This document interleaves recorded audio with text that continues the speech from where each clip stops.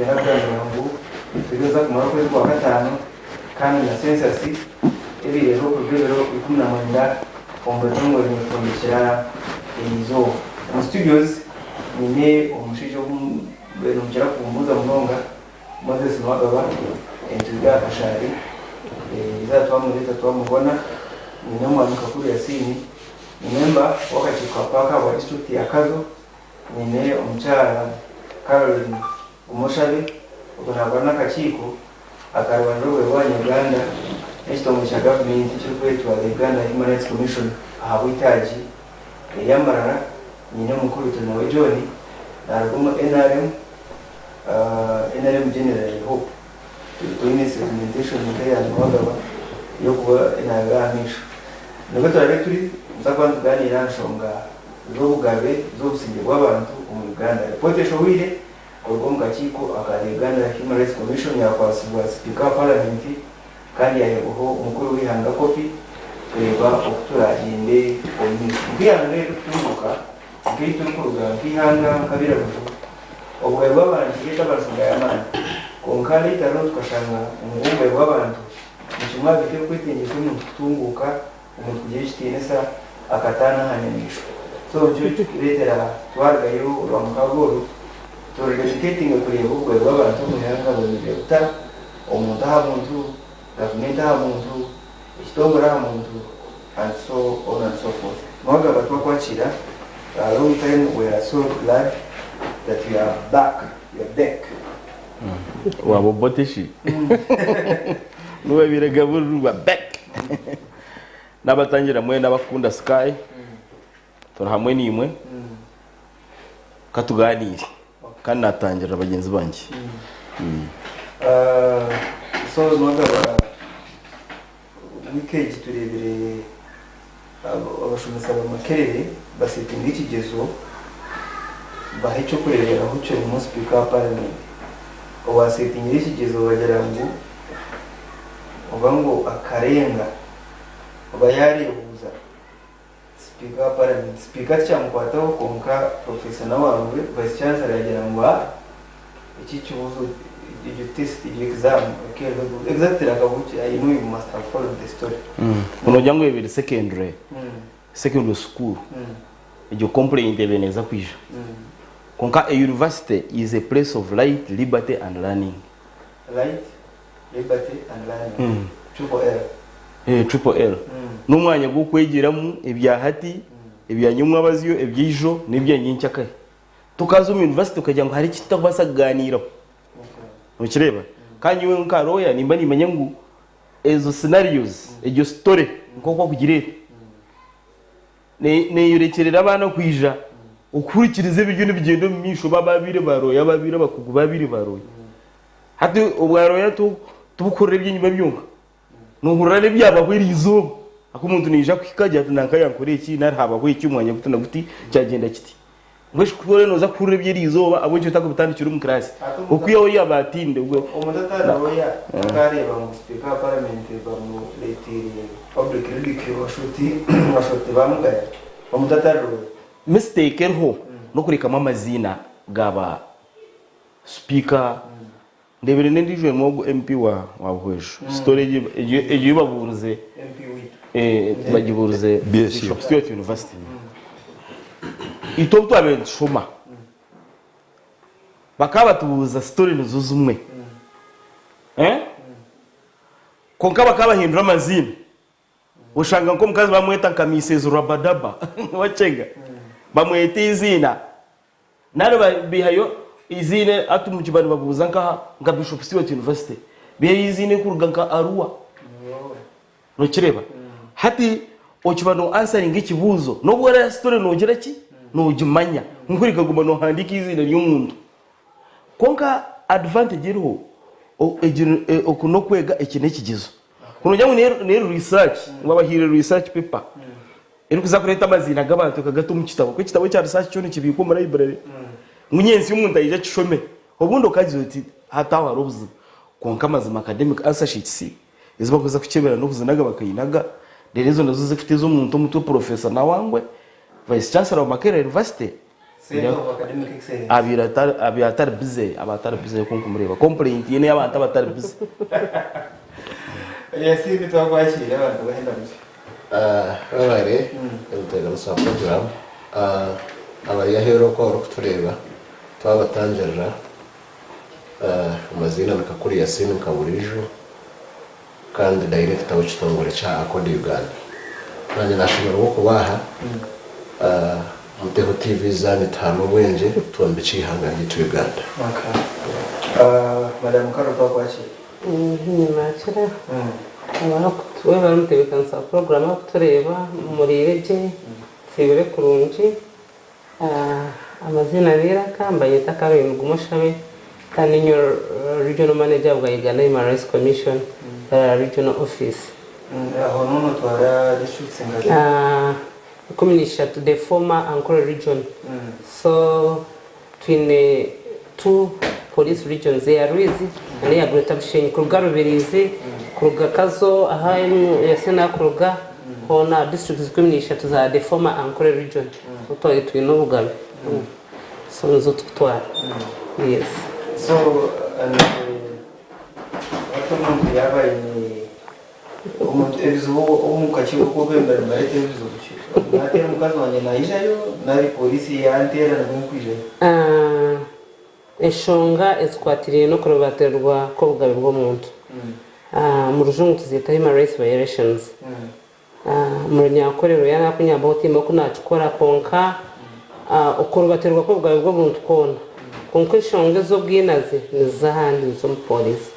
konka zo kwa ezetorira kurobaterwa ko bugabe bwo muntu zone zije mu Uganda Human Rights Commission kandi mano kumbuzo tumwanya kanumuringwa konka tukaza tukagenda n'umurembe cyo kubanza twine sumetari yo gushashurwa yinza kuhendera njyana kwereza abantu kandi ahamenyeto na groupe je yitunke turyaha twine mukutu so ahantu kona twakiriraho ukutungwita ko bugabe bw'abantu John twakwakira abantu bahina abakuturana abakutuririza murire kurungi ni mango bicweke bingi bwacha kurungi wikeje hweire mbende wanyu kamwenje kitagwenda pendire ne Uganda yesterday ndabiro muri Uganda ebicweke ebi nyenda kujya kora no last year ngajiganga for like a week ukanye ngangire ku mirimo yanje no igangere popular for some other reasons omwanyu ubusidiza rushere na churuhuro kuruga konka nkanjo myanya ekiro osanga buri omo wena owataine sting ine ona kander bar hatho ko wanyu mbeni nja hantu osanga buri omo wene ne minatment owataine chini bang ine ba so tinkitejerize connection okuba kukunu kusanga gomba no sono kusera minatment kabura but ni kamwenge inibanda everybody has ine minatment owataine minatment rokubu we need to study that but ahacha speaker gireyo nimanya na ukurigayo akagambe ibi ntabwo kumanya ngo ibarari rede vertale rungi umuntu ekiri aho yargayo she has taken criticism I mean yes, this is simple attack hino kwabire mu accommodative attack than characteristically she is ni ndora nyowe teri attack umuntu kugera view ye kandi akenda ngo nabana bagisharingeho bagambe byabo okuba uri kubabuza umwana right kugambe bya opinion especially umwana wakubala ha level ya university kandi asoma amateka enkumi biri na mukaga bakano itwe ababene bamara o level bakano bahindura curriculum ku gurugum 8 subjects kujya no ku gurugum 6 kujya 8 but in the same year abana basinya 6 paper ya geography bakabuza World Cup ya 2006 kandi ikibuzo ekyo ekyabe kiri kibuzo cyo kubanza kandi ekyo no sete kimundani giko kurunje cyabe kiri compulsory bakana bagugera ngo just kwata 32 teams iyo niyo kumama baragoraza izoleke ko kuzara kora fixtures up to the knockout stages up to finals niyo abereye test yonka so norango they didn't mention names nka cancel ko kuyana gambe ntwiga but even if they did I did nyumba nindorango really italo cha man because na abantu bebembeza at other levels nabo bababuza in the similar way oreho na that lazy way yaba ningira ngo na wangwe nawe no baraine in my view ensonga ibire zimuletiye kubuza ebyo number 1 na amango nachera kujyo mu parliament kugira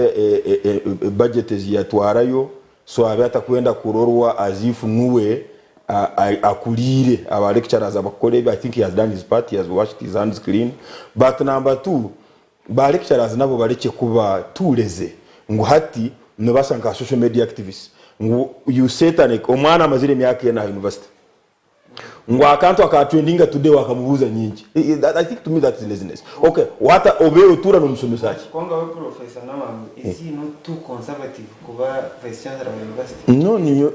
you see kuba tugira ngo umuntu no professor ate kongera hano babiri bike already wamanya kugira ngo professor so chikonza ngo ibi professor in qualification enough for someone to be a VC my only problem is lecturer omwana wanje mukwira ni sasora milioni 3 amazuru mu isomero yawe myaka yena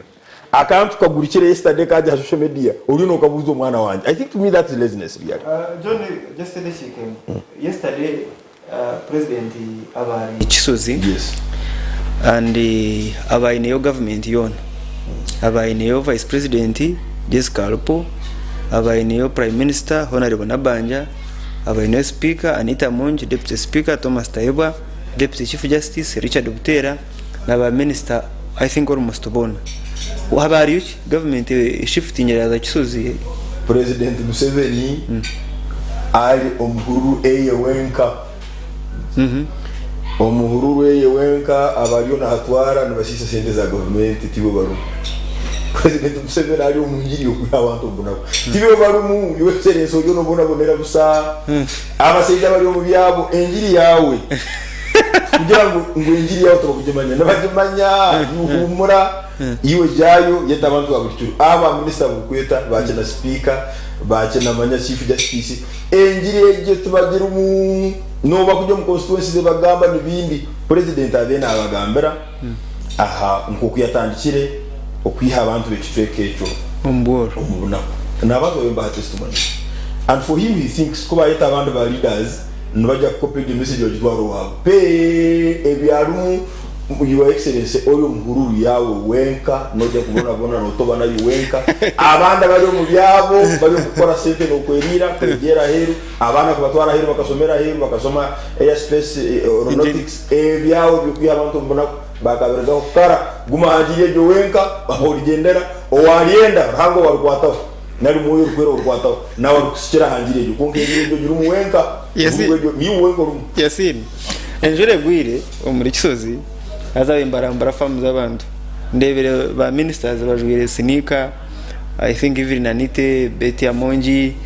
and abandi bebine butse mu motoka bazihemka Frank Tumebaze and the experience betari yabutosha revelation to icho wagira any concerns government ni civil Kisozi 3 arms of government naba ndakorera sana ho ngoga n'imana wari umuntu ari yahabuje ajuye butse noteba kwevuze buzo bwabiri producer bari bishane ibyo no baza kubitugarira either yarago mu muhanda ndumunonga ninga shita kumanya imyenda yashimire kuzwara hamwe kuri abantu bari mu famu barambura batire kitombazi najuri sinika ejo cyo kandi cyonchima nisanzwe nishonge yiwaba letera barahari konka president Museveni wabari yahuru yo kushomesa abantu ahari wealth creation yes wealth creation nariko kubasa korra ibintu bingi ahita kariki konka message abagitwire no bashimire kwani bagitwara by the way hakabaho no rutaro mu invitation age because you know I live in those places invitation agarre baraza state house in London KB invitation ikabanza kupikinga abantu bashatu buri district so habaho out kurayi abantu ngo mwatora n'abaki kweta kao oketa channel C5 oketa diso wa president nwaza gukora iki ni abantu bagurija biza abantu babantu twenda kuze kumwehurira urwo rutarona rukabo samba barahagana bamugana banamu uguniza yo gutikuza yo yesurwa finally bahembera abashobozi konka president Museveni kuruga hatandikire ehurire yo kuyabantu mboro buri kimwe cyo kwetengesa abasize kuchikora but implementers aba barukhereza message bobo ukatubagara message kirumbanda yes okay nyina uzo wakaro nuto atanke na konka no waga president message yijine muhenda konka it is worth it abunchi abandi batakusharinga message abunchi MPs abandi batakwebembeza message ya president yo kutogo yo kubingo bworo mumaka nyewe ni mutangaza ati mu president Museveni umuntu warasi yasubita bikubingo bworo muzaba mutuze ubwira wajiga are serious on kubingo bworo very kweli very serious kuka w'ikintu mu behera narabu ikintu umutegereza ko Museveni mtu ara serious on bintu bingi ebya defense ni mtu ara serious Wachireba? Yana yigese mpisa emico family abana ni mtu ara serious ko kombe kwate no kurwanya sobwo umushinga musasi icyo baza cyabyo ko kwanda kurwanya sobwo rumbantu tokuza kubasiyo munobore ko kubarakwatifuka Wachireba? Bakorere government ekora basaving sentence garo umushaho bakore byo bashoboka bakoze hati buri yomo omukayene government hukumu gatwaika buri yomo government okwaye ortaro ni nkuru wa gazi buri yomo government ahare hashtag ko kurwaza umuntu oba government badotonda hirwaro ukeza kutonda hirwaro rutamwe mbazi utonda ho mushaho ukeza kutonda ho mushaho utandika kuragura nukire esente z'abantu bakutunchumura mu mashomero bakazitunchumura umarwara ushashoreze official stari official bakazitunchumura amahanda amamotoka na zapiki bakazitunchumura mu misoro ati bari ariona leta no guno misoro kora muzita ko muri 5% hati parliament refused. Thank you. No ho akirese kitenso thank you hati tuogorwa bansogoro reka tubaze tutegereza umushinga gwa bansogoro ate miliyoni oyaguzi taka numoro bazori ndo John koreke umushaka ari natiri yangu natuyungoro hati waguzita ka miliyoni igana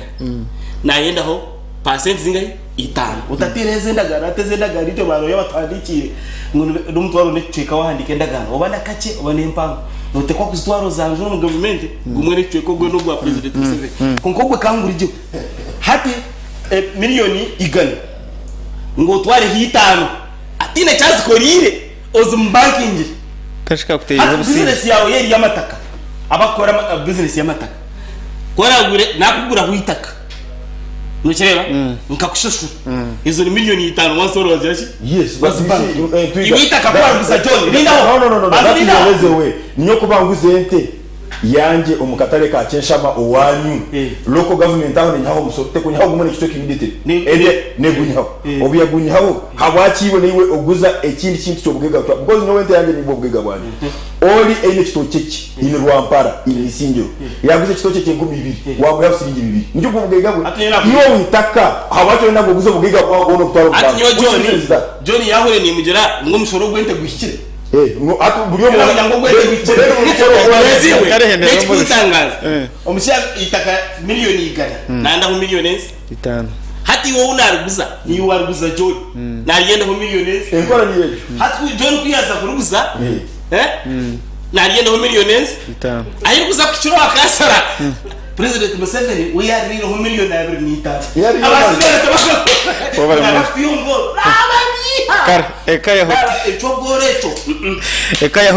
ekaya Crescent Hotel niyo hotel kuturebera mu program y'itishengero urwa mukaga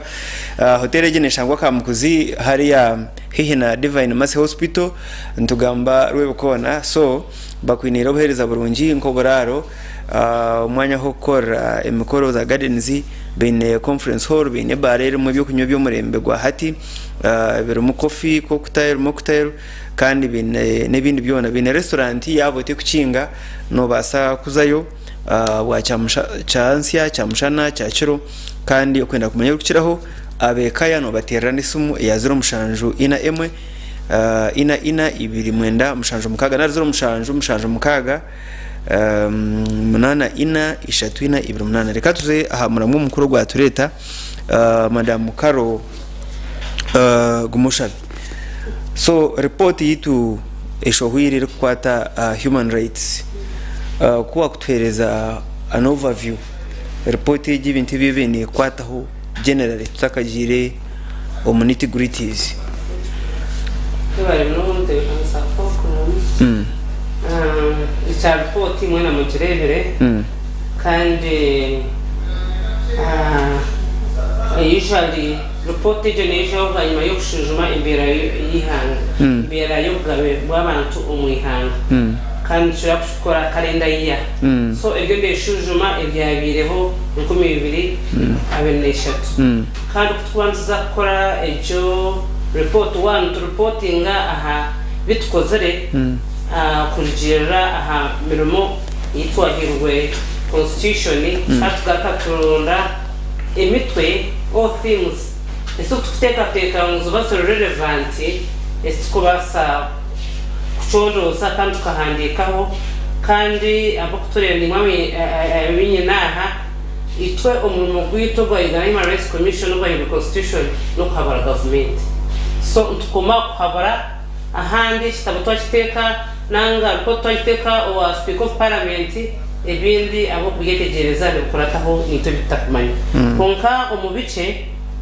turiyo tureba uko tugamba ambere y'ubwabe abandi bagamba amishanga so tureba ngo umwaka wa 2023 katunge mushango enkumiyena bishatu 11 mu region zona 12 na field offices 11 umwihanga umugere shonga abona bija so bwayima yo kwija hato umuntu nayisha ine shonga yitaka umuntu ayisha ine ibyo kwata habaragwa nanga ibyo busika ibyo takora so ageze shonga twayakiraho ishonga bishatu kinana na nina kurigire cyo hano mbuza ni shonga cyo tukora yesu kwatirine na no kurwaterwa ko bwaye ngo muntu izinde shonga kazohereza mu bindi bitongore akuba umukurina no kurwana ubwabe bw'abantu n'ikintu cyangwa umunonga because everything has turned out to be very specific so tukakora gunga twine prisons twine police twine bageze banje bunye naha buri umwana nakora umwuga so tukatunga aha mishangwe je inagambonya mwinji bishaturanira niyo twarukodingire kagira ngo je tuza kujukuratara kandi kwenda kuza gutangaza no kugira ngo mishangwe zo kutuzutunga tuziregistaringa tucondoza kandi yeyine ubujuruzi bwo kwereka ngo ubwo bw'abantu bakaribatirwa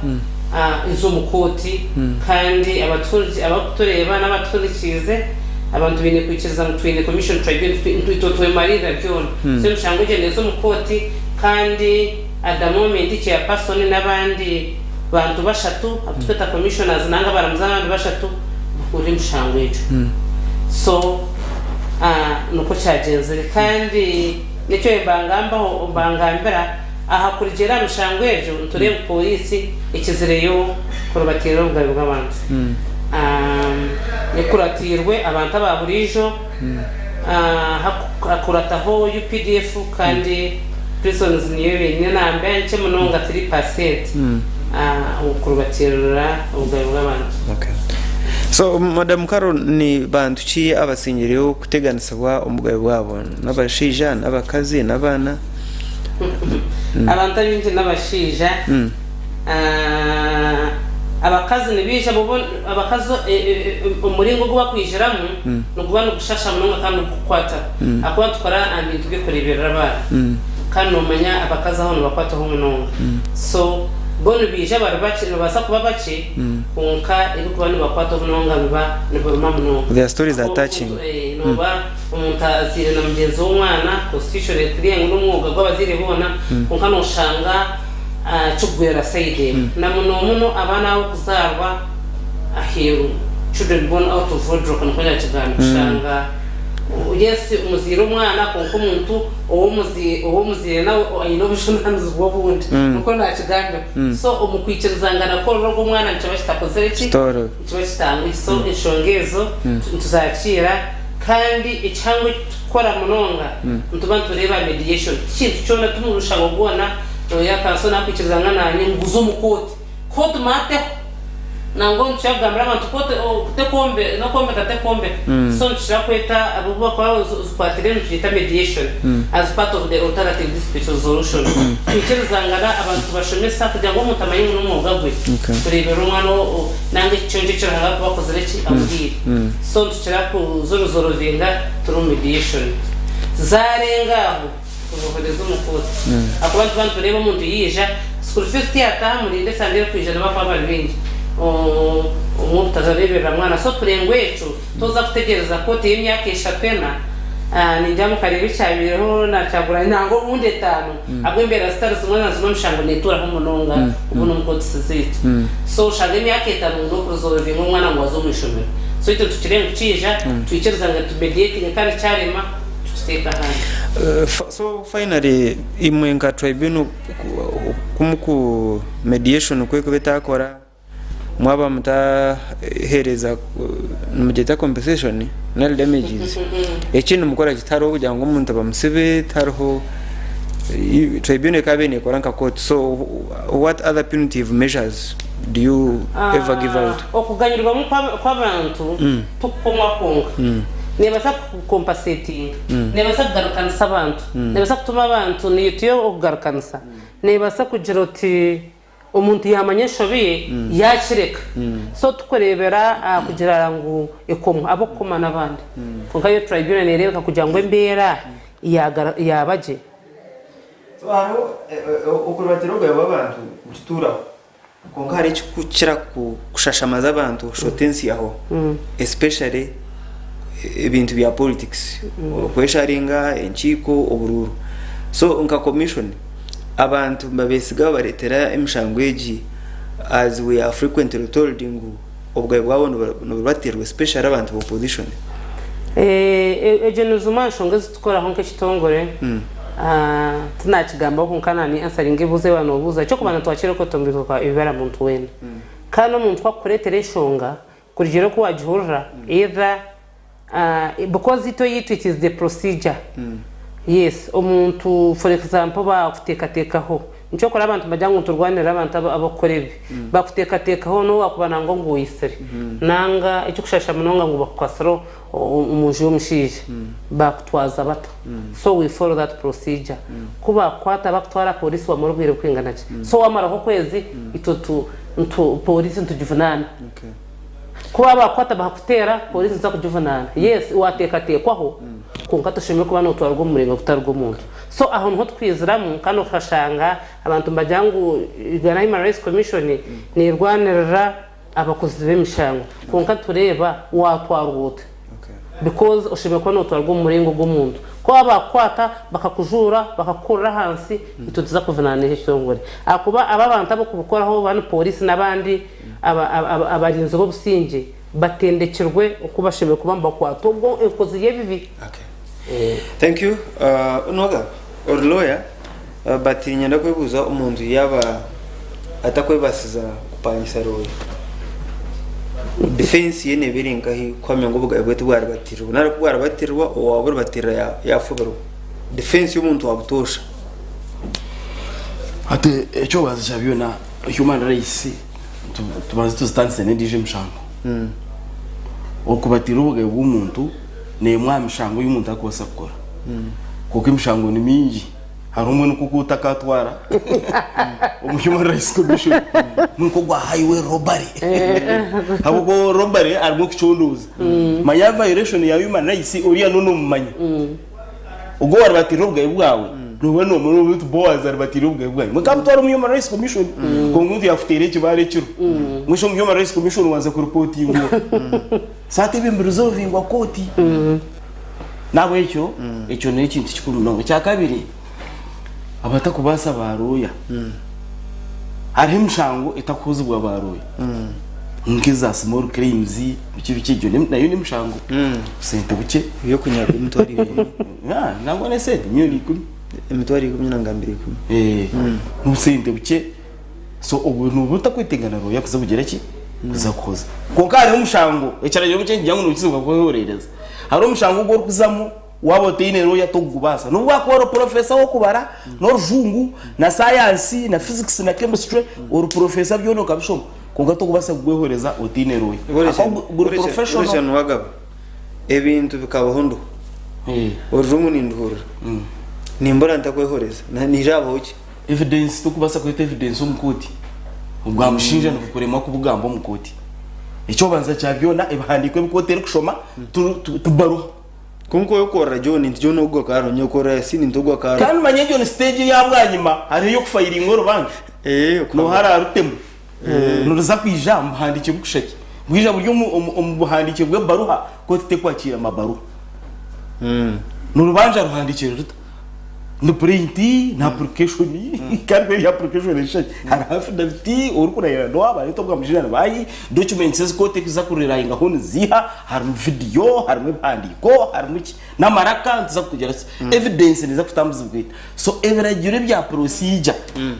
ebyenkora ya koti nibugumira umuntu wabutosha naruya kwatari wabutosha umukugumunonga nimugumira yabatari roya kuzo mukoti kuza abo kwayo no gumuriyo umwanya no nkakavera nobura na no rurimi rwonko bakomba koso mukoti nogera ki nobura hako rurimi rwakoti turujungu rwonga no jungu rwangize muri legalize to kugishoborokero mugena imkakajya rwese judikata hatuwaza kugera ngo icyo neki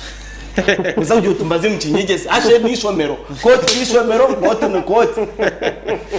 wachetegereza so nje kwetenziza ngo emishangwe mwe wano basa urondeki roya konka wota kubasa roya kandi umushango n'ugwenda roya guri hoze kwetegerezana nabakugera ki nabo rukufana habwa toza ugera ki toza ngubasa okuyaho twinekiragiro ekikiri kwikiriza popa no mworo munonga utari kwebasa konka no banzo yijozo mukota tamwa application nayo newoze bwaroya yo barimo yo ryo mworo munonga tokwebasa babwenda kwereza urusaro rwo kuza koza ko mwavu wachetegereza rero kote tanika kuyamba iwe popa yo mwavu konkana bwo kuza kakweto mwavu omukoti hone nabwe no yijunise ruyi hate byo nabiguma bizireki dugume na kaza bugabe bw'abantu ubwabe bw'abantu bwiderevuze kurigera kwetegereza kwanje hariho ubwahaka iwe na muranwa iwe no mukazi iwe nabana abakusinge ko rubatira ubwabe abogabe bo busingire ko rubatira umuyangiri nabana bato abana bato bwabe bwabo burubatirirwe muno ngo bamutera hariya urero bamuhambira hariya urero bamunaga umuhanda urero bagereki barwanda abana bari umukara babona tubagambana nyirabo tubagambanishe bo bariyokwe abana basigere bakirizeyo ukurubatirwa ubugabe nagambara karo narumwana najyanta n'ari most important kambe no naramusya first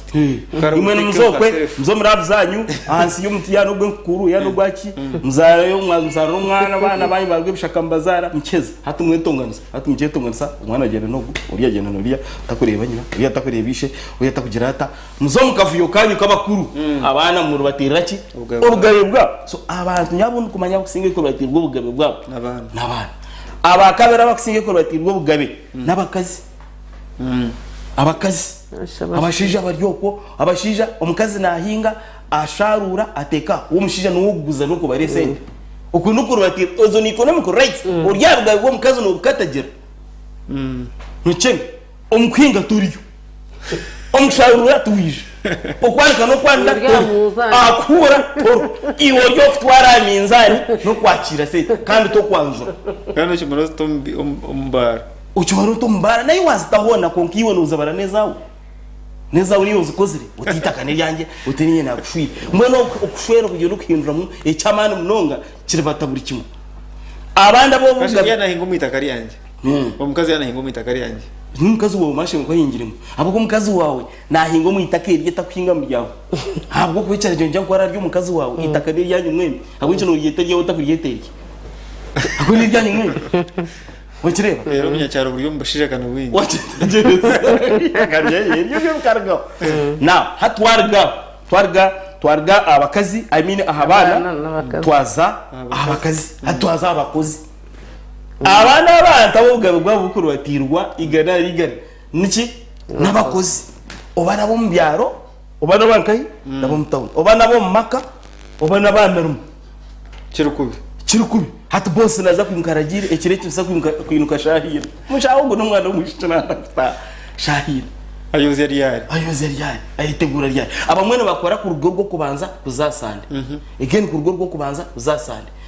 ayoze ryari ayitegura ryari maternity leave ati nkubuze omomu mbaro omomu maternity leave mu private sector erumu hamwe ngo ayinenda ngo hati ngo ubuna kubwo kuzara bushikirera ngo muheze myeze 3 gwe biro 9 no hako omuduka yo business yo ha ebintu kabhandikiro muhandiki konko ombikorwa kabitagire kabitarumu abanda bo bwabo burukubi n'abazire abagurisi abazira bakuziri nyini siba kote nibyo kureba abazira bakuziri abana kwa omuzire yakora abamugurisi yakora abamukikuri yakora bakire mugorora bagisimba amataka ba leta za shengenge bazitama ufite imbizi batanka futanga na harungi ati imbizi omwitaka ryo mugurisi tinkubura mushango ngamunana ndukujorora n'abagurisi ibireri intunga mo omugurisi ariya imyaka ye9 abatabana bakakwata umugongo bagushatura enteze bazikumira zitwenja ngo acerigwe kufa wahitagereza ngo acerigwe kufa ngo yecerize kufa mu yabira ngo nakubona bakwata umugongo bagubagana kweza gubagana umugurisa ajya enteze kandi mu enteze kama 10 zatanduka bwo kufa abagurisi n'abakikuru n'abakwe byabo haroko wito umugurisa kafa abana be kabije bakwatese mu mupini yawe mutugenda bakiyakeza kujya besinkire sente za mobile money ubwo sabanya mwahire mporo bakubya shatunkayi hasi hakirwara hayahirwa atazanye naka sente asum kuza kukebera mu muzeko utire cyo yine umwana kagirata akazisindikira yamwiba nawe last track kudagambaho obgabe obo bundo bwahiguru obwe bibyo butegeki obwe butegeki obwe no bugira obwe bwe n'ubwingi no bugira wotakwenda engoma ya president Museveni ubwo no boyi no bugabe no shitama no rambikiriza wotakwenda engoma ya nyineka iwara wagenda hoti ugabe bwawo bwagenda wayende nko konkuru wayenda kuriye nko konkuru ndakurya ko kiko mukamari yo kwenda kumanyenyo nyo kuzifutambara na kiza president na escort owende thank you na waye mwimo musoro gwe economic rights atunoreba twabanzaho omusoro twagamba musoro konko guma kwamba kutumba kyo musoro no kutwana iwe roma ko sente zawe uriya nagwe to musoro iwe riki sente zawe so economic rights z'abantu babutosha zirabatirirwe ahubwo umuntu abantu bancyabo gumana bakora government thank you hati we atubaza burta ya petroli government niyo ushingizinga tenku mibiri nezikoraki nyuni nyoma shitaganje game twarena average brizo kurgarbindi kwijambara garkaribindi brizo government yarwanyisa nindi aho shiringizinga horo nako thank you kandi nezikoraki citizen teine cyakuzgora teine cyakunyabortino rwarbindi rwecere uruguto rwibana rutimbukire tekudamuruza tekushomesa abana tekoraki niyo kunyaho sente zanje burizo abo kuba ezo niritazinga imtwarira niritazinga twabarara nkumita nakambereke zo 13 I mean ritamunana burutana banyenda inkumyesi hatubwo tumtwaro nakakaga gunka president Museveni umtwaro gwaganye nakakaga gungu ni mufuke mtwaro nakakaga burizo bazafyuro yeje thank you yo anyambaki wala mnonga chibo akosinje ukuno obusinje akashaka tabire obusinje tkatabire wala mnonga nwaga wagamba kintu cyaba abana kuya sente ahasumu yo muzire wabo abakuratera filmu umushawa Nigeria Mr Ibu akarware biro akuza kufa ya shabo buyambe bamurundanira I think akaya yasimtwaro nkamukaga ya dora akayina bana umwe akari umwana we ondija mwadoptingire abana bakamba manya password bayihindura sente zo bazitwara ampera kandi operation yakererwa eventually Mr. Ibo akafa abakumanya Yasin ikiganiro cyo bugabo bw'abantu ikiganiro cyahare abantu babutusha umuntu yahinga takuribye yahinga urutokerwe ibi bugabo bw'abantu is that not a debate for elites ekikultura debate ya elites obugabe bw'omuntu bw'okubanza n'obwehereza iwe nkucwamu kweho obugabe konka wanyuma y'okucwamu kweho obugabe harira byenda kubatira omuri ekyo wano ohurire ebigambo bya kanso nomanya ngu omuntu wabwire ayine oburemeezi buhango iwe oryoka ahera orikutureba akaruru kawe ako orikuteera okakateera shamanero C1 shamanero C1 ayine omurimo muhango gwayine kukora kurenga y'omwami kanso yagamba tibyabo kanso ariyo nakugira ngo omushango oguri omukagando migina gwensharo z'itaka nyewe ninye ndikumanya ensharo zindi kwatana na mururano konka wayine obushobozi buhango okukoza omushango ogwo n'itaka eryatakumanya kusinga nyewe mukama w'itaka kanso nuwagaba ayine obushobozi buhango bw'okukoza ensharo zanje z'itaka ezatakarebaga kusinga nyewe mukamazo ahabwokuba koti nukwiga hati ekyo nikitugarura ha koti z'ebyaro n'omukyaro gw'ebyaro ashobora okwikirizana mediation na koti z'ebyaro nizo ziine kukora omurimo muhango hati kuyamba omuntu wabuje kurugira omu bigambo bya kanso kandi oundi kwikirizana bakuha amagezi oganga atuza omukoti obona oza omukoti hati omukoti ayo wahika bakweterera katari unande mushango konke byabyo nabugambira okuza omukoti nituberere bwene kanza acha obugayo bw'abantu kurubatirwa omu Uganda nangwa tikiri mu Uganda honka n'amahanga gatwetorire n'emimo yona kiri konke kiri kunsasa munonga nokugira ngo mwabitongore ebiri kukora emirimo mingi aho mu ihanga nka polisi nibiguma nibirebekera omu reports zo kurubatirira obugabe bw'abantu nikishwazi aho kuba omupolisi itwe turi n'abapolisi abarwanyi bitu turi n'abapolisi abari abanyabuzare kandi nibakora emirimo mirungi ahero nibo bantu abokukora emirimo ya buri izooba kwiha omu kasheshe mpaka omu mwezi konka okurubatirira obugabe bw'abantu omupolisi n'ekintu ekikyebembire aha level yahaiguru munonga nikyo rukureberana n'owekitiinisa his excellence the president nagezaho kwenda kureeta UPDF y'ihanga kujerembeza polisi abamwe bacetegereza kubi nasha abandi bintu kuba kukiranze konka nyo nintegateka ngo kimwabigenderwa bye nebyo kugira ngo arete imico mirungi omupolisi okurubatirira obugabe bw'abantu harimu intimate partner violence ningira ngo abawunyana wese wona bamanya munonga kunshira omwe kushanga physical violence kushanga ngo omuntu oryo norubatirira obugabe bw'omuntu mukukoresa amani let's say n'omukyara wawe there is what we can call choking niyo nka burning ningira tosire ntureba ndigire kureba omukyara ari aha kitanda side za mubendo bamwokize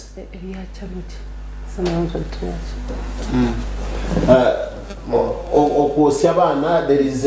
slapping omushaija kushanga nateera omukazi nkente omukazi nawe nateera omwana nkente okubona n'okurubatirira obugabe bw'abantu ndigire kureebaho omushaija omwe ekinanirugira ngu omwe obugabe kworikuba obumutagimusirizi noshanga ngo obugabe bwawe bwarubatirwa konka niwe tuwayeyamba ndigire kuri omushana yosya emotoka ye yayegurire akatomera omuntu emishango ya za polisi nangwe ketakashire na mbano wagababa kweka polisi wa recording statements ija kugaruka nchakare garuka rwashesha akwate senda zitomu irwaro uyatumire kuragurizwa bamushabe senda zo kwinspecting imotoka zireta yasandihwa yakabireho je no polisi yakabireho umushije ijo mwana wari kunanda kumutwara mu irwaro hashabe imotoka ye kanasinjire senda za inspection mu mpereze imotoka yintoro mwana mu irwaro gupana yashora nkuru kuza kushesha yajana amashita atumotoka nkajigura yajigure nji yajishera petrol yajose yayuka yata so ubwo bwayo bwari batirwa konka hato butagumisiriza bwe nawe yagarika yabura kuyamba kuba turanze aha level zeza higuru nangwa level zeza higuru bwe bwazo kurbatirwa arinshi nangwa hakirwa bwe bwabukana burbatirwa bine barkoronde uko mwana wagabo kuyanagamba konka hawo abantu ababurijo oyi n'umukozo muka nakora imirimo yawe na yunuka shayi 12 atandukanye mu kashayi 12 yunuka eshaha yo kumushashure chika umutahumushango umutahumushango gwatakozire aho kwenda kunyaga imtwaro yashatu na mukaga imtwaro yashatu na mukaga ajikoriro mwaka bwone tushina banda bari gukora imtwaro yashatu mu makaga abantu bamuni bakora nubwo buryo n'uburbatiro nubwo kubetano tinyingi ababa higu abugwe bo kubatirwa abuntu tureba muhakiri yine bakubana baronde koro yo noronde ntebe nkoko kuyagamba ikinda kamwe ngo namazima kugira ngo uruko rurete ya president we no bwebwe n'urubatirwa ngo wajya unucyuriza umuntu wagabo kanyana n'icyo nwe yakigamba wagabo ni mwicuruza ngo by'amateka uko ni manyamu no ngambugabwira na wanti injo nditi y'amateka ni mwicuruza muno konka kandi ubwo rero nangwa akakoraho na president Museveni wagabo uri kureba tidukumanyoba ayo baguye hato na naitwa abwere just weza nyonyine byo kurebera ni tanza Dr. Besije Shumari ya mama mbabazi kandi ubwo nangwa n'ubundi na wine neba na order zoke zo kubatera zikazihebwa n'uwagabo RDC yonkani chomoko yonkani chomoko kanta wagira ngo kubambende bihango yabukwanbende ubundi bohine cyo bakwindisha cyo bakora baronda konka ubwo umuntu waburijo urukundo survival just ukunda survival naciro mukasheshe nakora ngumibiri nakora mu factory yo muhinga umuhinga namureka ngo ine tutawo mu factory shayi 12 ukashora shayi nazico security yo kumutwara muka ngumitano ahankumitano za kumuherezo runako aba bantu baryo bakora government nechimanya kandi hunane ngengama y'abana government esirisi nechimanya ngo abantu baryo mu factory umwe babonera ubwo ngo batirwa nechimanya ngo abantu tubarukushashuru nechimanya ngo abantu bakora ka sente kachi konko umuntu akije yahaba buri umuntu mushango atogura imbanze sente zanje ngubagirizo mwaka takunshashura government reka kumuhurikiza Kashite tubakushashura mushoro. Ihurikiza mukama wesente. Hugo umuriso wijaha police kwa bagomba muri babati. Tune police no kureneza ne izero mu report says munonga. Kugendana n'umuntu police ntujikunda munonga ukamuntu fika yabaremera. Turemera. Kubura kuforowinga amazima garyaha agor kureba. Ukagendana uri abo kugira ngo ayine icayi. Thank you. So government ebye bintu ne manyango goroho kandi terigire yo munonga kureba munehwera abantu. Na nichitongo lecho kureba echo mucharo. Nabo bonke mu yabone ko mu muhanda teri y'ubucusaranga bashanja.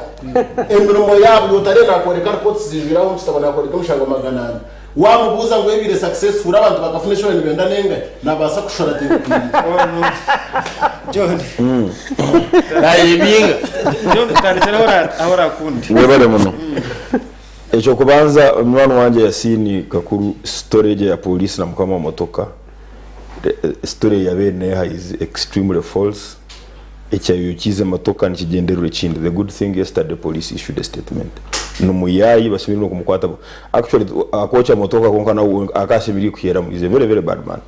Ni terrorist man. He is more than a terrorist. Akahitingo muntu yamwita, namini yamutaza omukikuru myaka 58. Yagera ngo bamugera ngo amutwara mu rwaro. Yamuto mutoko byabe na mutwara yako miso ya parkinga yamuha o boda. Ya ba konke churunje mutabani yagaba muhirehe namba. Ba mu sera police yija ya wrong registration number ya motoka. motoko rede bakajukwatira eriyo neja kuturuka neja South Sudan. The man is just a fool. Follow that story. Is a crook really. Abako bayatunga frustration whatsoever. Ukwate motoka yaguze ne sente zawe. Mbona motoko kujugura na sente za nako kugonga ko kuchura na question mark abakuba bamutumira na logbook ya muhora. Hati entwiga yabanza kugira nguwe ngunuba mu yaho sente zo musoro kandi buri cyo takamacyo gukora. Kongo bakuruga ribindi na izero mukoti. Abagana kakarabya. Emirimo yakugikakaraza. Buri kimwe cyona nikikorwa government. Muwagaba nagira ta tukamende neje nkora umukoto ujya gukora hoki kano kwiha fizi kano kwiha musoro go ezamagita koto muramuzo waloho basasumoha no fathers union yakasese nesasuwa umuramuzi ine motoka ine drive ine musirikani halo byendo haro amaze no kosa na wifi yabo halo na wifi hakuta halo wifi hakuta no kosa na internet yabo atkoka government ile cha bamba med office of court na office of no is an office of is a judicial officer is an office of court ngo teine nyoka ndikanda musangira haranyambire nebintu bingi agira teine at government ine cha kumpa iye mbemo yadikora government ni komisara for information abo kandi konte tabaho kwendo no kuuliza ngai noja kuja hana Sky TV obuze Boaz na Edidia otomusanga ngo ndimare note ngo government so hati yale nora ngo hati ngwe bwagamba kandi hati no mawe mazire biro bingi takiza hano ebinte bindi bukusigira hati was that necessary nyowe echo kubanza Uganda Human Rights Commission ingira ngo okwenda kushikiriza endagano za Uganda kubeko zire ne bitongole byensi yona Uganda Human Rights Commission elo kunko mugaso hamu ya Uganda tugulo aboko bakugera ngwe musango yabo tuguro umuhango tuguro completely haro kugira ngo haro umuke na there is absolutely nothing let me tell you kubongera ngo umwaka mu receivingire musango bisatu kirara nena yanyu sindi kubiri mu docket yayo that is one case per day amujisho sikuminisha from 140 something districts so umuyanga ryona ngo Uganda Human Rights netungu musango gumwe nyamunegere eine offices eine abakama eine ba commissioner Uganda na sasona million na nemu cha person wa Uganda Human Rights Commission watatere ibindi hajati wangadi deputy million na 2 the commissioners including my sister Jacqueline Tatweiri million 10 but to typically do nothing ba kuri speaker hero ba absolutely shifra kwa typically to do nothing abachi ninjira typically to do nothing omusangu gumwe per day burizo kandi ubuntu gambe ibaresibingire really ntforo abantu 10 per day on road accidents esente zikujo mu Uganda Human Rights Commission twakuteireho safe driving commission tuzahaba we lose 10 people every single day abakufwa tukugamba bakwendeka tukugamba bakufutara tukugamba bakomara imyaka umumarwaro abana babakarugo masomara so Uganda Human Rights Commission abantu nako okibaro cyabo report yabo I'm not talking about my figures one person per day in the whole country so nikimanisha ngalo districts ezitakutwara yo musango na gumwe completely mwaga gona we should go by you kimanisa rights nzatakubaba kimanisa ngo rights zikuba violated no rights nziba violated every day obere haba na Uganda ne bajya ahaba kwanguhirwa nika emisango mwe human rights violations enyinje actually neje ha police omutamanya wa abantu beitu owasemiri kuba nabayamba kubamanyisa ebyo noha ni Uganda Human Rights Commission hanu twabale myaka 2 nga Sky TV otamwesere ebyalyo nagambe ebine bya kusomesa bana kusomesa zangaye bakaizadi nangwa kubuza ngo shoye aseke ya dakika 13 mukabasera tukadera hata mama ngo bakaiza mu abasera one day emyaka ya mazero yona dira titwe atukantenda kuiza twoka matsera twagarika one day I am a media practitioner to ine huko na hati yuti ngoma ni I congratulate you tingoma no hobihire one weekend on Saturday Boaz congratulations tunabatunga mbabali okomza kopoko joite mbabali nkahiuku so Human Rights Commission no in my view president Museveni cyagirekireho kuko nagagiyeho sayona nadabiye ebe bitogole billion bigenda okora torabone ya UN ya parking office ya bero koloni nanya nakubuza ikibuzo icyo utakambuliza icyo ya UN okaba yagiye nanya nakubuza ko kimwagihiro kandi mandi y'ibyo ni kugambira babene bajyine ba nabo umusango gumwe in a whole month what is tabaka no gumwe pande so Uganda Human Rights Commission Jona utakayenje hano bahandi because umurimo gwito mukuru tugo kwakira emishango umurimo gwito mukuru no kurenga abantu baturage n'umuchukora muta cases nyingi we mediate because na government eryo neteka umurango alternative dispute resolution umushango yo kuzomu kotutekwa kanso nakungambira umushango gwitaka emyaka 30 so abantu bija twarenga abantu babasagarukana twirukanjira kugira ngo umushango gusemu bamukite nanga bakoresha kunga abantu kuba kwije batukirira abanyamwinje batukirire turenga abantu bagarukana batura kurunje twirukanjira kugira ngo umushango guzomu kote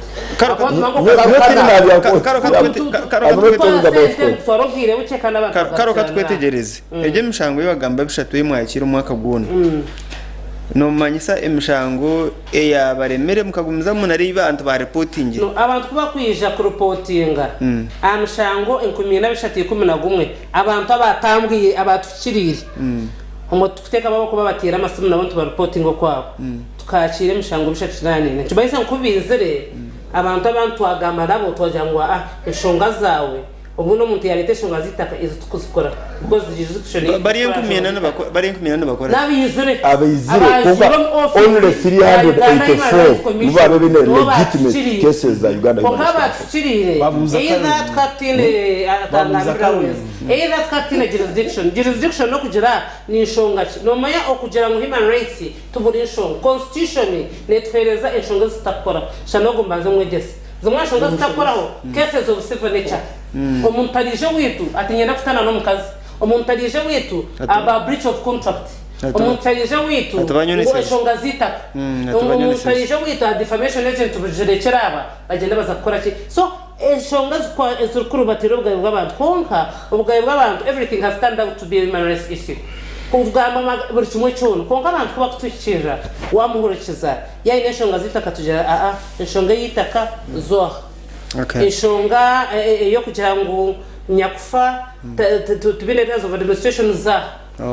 konga waje ngo abona tuzakire then tubanze mwesa ngo ebindi bitonga bya government biri mu tubine mugasha so kuba kwinje abana batukirire abantu abahoreza bashebe kwano bakora kintu bazi konka eshonga twayakire mwezo nizeze so echo kugira ngo eshonga nce twazakira echo kubanza ntubayise ibintu bindi muno ntibaza kumayisa ngo abantu bakumanyaho kuza kunganya mayisa ngo n'abantu banyamanyaho kuza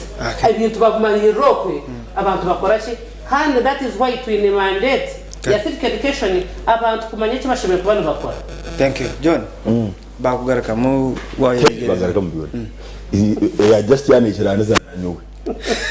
kuko bana kugira ngo emisango yabo basimiri kwandulingo 384 in all country, a population of around 2,800,000. That institution with the billions of money that I and every other Ugandan is Bakutamu really talo value for money. There is absolutely no reason why we should fund Uganda Human Rights. The reason is there. Koko abantu bisatu chenana na banna. Ni cases as kureportingo a police station ya Rubindi as a police station in a year. So kande shakabiri agira ngupate yabo ni civic education mujikorai civic education okay tuichereza because naro bakoba hakanisa bagira ngo akore sobi because I have told you ninkora na nyo government ni chijiko entwiga kagira ngutachikora government ngwa kabergaho ngabona ikozesa nkwagize nyo government ni chijikora civic education you are tulirize we are not asking any other person. Our Uganda Human Rights Commission kuja kwegesa na honka for the last 1 hour and 17 minutes. Tia kugambira nature ya because human rights mwicheraniza ngo every issue can be a human rights issue. Kubo ngitoro mwana it's a human rights issue. Do I take it to Uganda Human Rights Commission? No. Kuba njirana ebitachiraniza na yombi obutegeki it's a human rights issue. actually I have a right to live. So kubo onyita nalo kito mnyabuzale want it is a human rights issue. So the issue is a commission ezaitu nyingi omu Uganda na statutory institutions especially ezigenderiye kuyamba omuntu wa buli kiro emirimo tekorwa abantu baitu no opposition sajing opposition yitu kugera n'abantu kubuza ngo baitu abo bokoraki abo kuba kankubuze owali oku na harufu na habujenisi bakaiza batayi baraza bapangise byoma nkebi bya bamungu mweme bya kanisa si bakaiza bagora talk show a radio na TV because civic where do you do your civic education kuba bawazi wata mwesera hamu civic education na jana so lastly nyaba na Uganda kinga basaba mutakashire halevo yokutabaza ahansonga zona ezitarumu obwisi obwinazi obusuma mutakashira hansonga zo kutabaza ensonga zo musoko zumara kandi mukazimara imwenka kazibeza amataka kazibeza abafumbo kazibeza omwana neise kazibeza omukazi ensonga nyingi ndisoko maro konka society yitu especially ahabika bya ha level ya elders ha level ya church ha level ya clan leaders ebintu bintu functioning boys you can bear me witness nguno soboro kuba omazire myaka nkesatu otakajago mu clan meeting yani na etakabahuga na abandi na family meeting abagurusa abamo barigenzire no barigaho byaragaho kandi abagurusa abakano bakora cyango ecyukubure amaka gabo kugagumya hamwe konka Uganda Human Rights Report eyeturikire na wangadia nyoni njiraniza na Bobi Wine ngu because hatu omuntu akaleta musango ngo 2018 mu 2018 watwale myaka 5 tokagumaraga ubu takagumaraga hati yeiza kugira tikangwiheyo ngwanja kugwaja kumugambira ko justice delayed is justice denied. So Uganda Human Rights Commission President Museveni echagitiriro n'ibintu bibiri. Number 1 abantu bali abazungu bali akufaka sente nibabenda muno ebyo. Number 2 twina bakadazi bito bakugwa karuru hato wa commissioners yakaleta twira kagwa karuru wangadia nawo nomanya yabera ali nshivura kwago mugwago so bakugwa agira ati let me public for them some space batunje milioni 2 nemo motoka ya government omuserikali na drive but omugaso wa muntu abulikiro tugoye completely noga takagira wakaro twine chapter yona omu constitution yihanga erigamba bwayo bw'abantu ahabwenchi tuchine bizubu omu bwayo bw'abantu kandi chapter hone yeshobora twine anti-torture act twine all that. What is the problem then? Atobuzu cyukubaza ubuzubu number 1 nabantu bakuteketeka mukajuni kandi number 1 umureraje Uganda Human Commission president aje kujihaho nwagitireho kandi wagitireho nacho nonda kushubuza Uganda Human Rights Commission is established constitutionally. Yes. Yumungenderwa huye Uganda. Atanya president Museveni yafesha head constitution. Ebyabero ebindi byone ebere majidi bagaragaho. So hatejenteka tika majoni hata jenzere yasinda movement esindo ya movement ya mushagama yatakuyo musokoro buri tumwe cyona nakireba ke cha president Museveni Human Rights Commission yon correction teri ya president Museveni atakizire kabera tukugambisa kityo nawo wa hata John akijyo mungo ko yarige muni Human Rights Commission oza kubona ugetenga iwe gihende horebe gota kora Paulo Muwanga no bakamugira ngwe home mbera nimbi hangwe home teri priority ngutire bintu byo gukora ko binywe home cyamani mbere kirebi mutkure bintu bero nkamagezi agamajingo Paulo Muwanga rinkai uruziro muchome ataya ate home atamaza nturucho kwa bintu byo gaburu twine ministry byo kuya turuko ngari ko wagizire ngwe home teri priority niwe John ahoraho ishanyina noza kwitenga Uganda Human Rights Commission President Museveni yagenda niwe shayuna rugero nebura so tikwenoza president aja kujiga ngirenda kutoba aja kukoraka ninja hakuba nawe akwija kujetewe na wone candidate ngune chapija umugabo we wabona batirire na umwecure so wajya wikizo cyo kubanza ni John tokujyo mugoza cyo kubanza nawe akafuteka tika ka bo batekateka ko bugabe bw'abantu mweturura president wa Uganda no ubwo bw'abantu buruho abo bujyango abantu bonka bakabugamba ngo nibikerezana na Human Rights Charter the United Nations ubwo bwo kureba handicyo mu constitution tumuya Uganda yonka na Kenya buriyo na Tanzania buriyo n'amahanga gani mburgo mu Human Rights Charter United Nations zari ku Rwanda anana munana twargo mu second world war UNHCR na waza kwetegereza ekirikuba ekikutuma abantu barabatira obugabe bw'abatayi babo abingi n'abana baronda ebyefuna ako nco wabuza ngo bugabe kabuhandikire mukanda bwinshi abantu urugene n'uburubati utakagira mu Human Rights Commission bukoze urukuzo mu Human Rights Commission nuyinikiza nagezo kugira ki ukusuruvinga kiriko kuvuga no mukazi omwirwara ari antenato tumese mu bakamutweka ogor kuza ko mu Human Rights Commission nabaye no buzibo already mwene kikumenete rubuzibo niki washoma rights kutanka ya 20 kuza kuri nzo muri atko ya 55 mu constitution ejo chapter yon negamba human rights abakuru batiro bwaye wabandi abingi bana baronde byemfuna none kuyaga mataka gabandi bagatere byapa bari bagujiji abayetu inenda gano n'umurano wawe afutere cyafa nuri ngo arya byemfuna abutatu bagabira bana kutenda kutareba bagurisi n'abakikuru barya byemfuna abaku Rwanda mu maka abingi marwana ijeje ne yanje ana kwanje yumkazi yoko gende garko wanyu nke nebyemfuna ebingi nebyemfuna nango nutakuzo mu government ebingi nebyaki nebyemfuna aba police abakwata abantu bakabateko mu cyo bakamara ku transferinga OCCID CPS aho na bakamara kumwe ututende abo kwata abantu mana bateko mbihome nababika mu esandishatu kubatoto busya kubiya mwese umusango tugwineka kwate na kuri mino umuntu agenda ryibanja arimo gushashu bijaba mukwata mutwaro cyo obtaining money by force pretense bantu mesa ngo wayakire sente ugenderire nazakirengeye kuzitwara bowazi tunazamuha nazakira ni nyite ubuntari mucetegereza nayakire kitari cyanjye force pretense konko muntu wagakaza umusako akeguza mwe sente naro wamanirenda babiri bikirizana no manya hakurugana kumanya niwe nakumanya numanyana kuwaheza kunyaga mu force pretense tekubasa kuba force pretense emshango yijira police hariya ya force pretense waza kugicondoza kugitegereza giyo emingi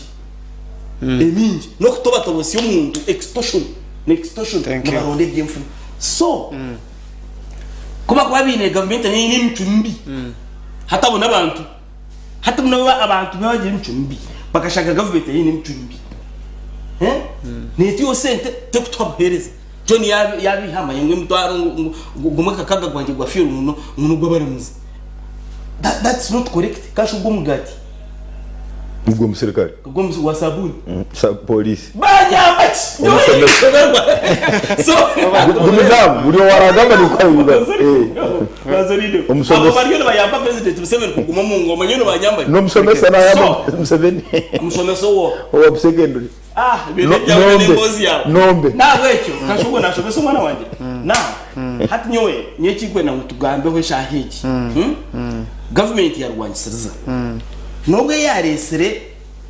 obusinjo bwo kugira ngo buryo umwagambe cyakwenda akubona bono bugabe tegwihire wo kimwe thank you konkanye na mutwikirizane ngo yo yonka no superintendent yuko hatiraki ubgabe jobanza ne yibabanye yigana echeza kubiba no kireba by coming to bya mutegeka yasini yagira utakwikiza nanye umbyo butegeki ngo wayende ubwe ingoma yuwerangera mwene ko ryo mushije rangera ko rotigine mwiwe rangera bakamera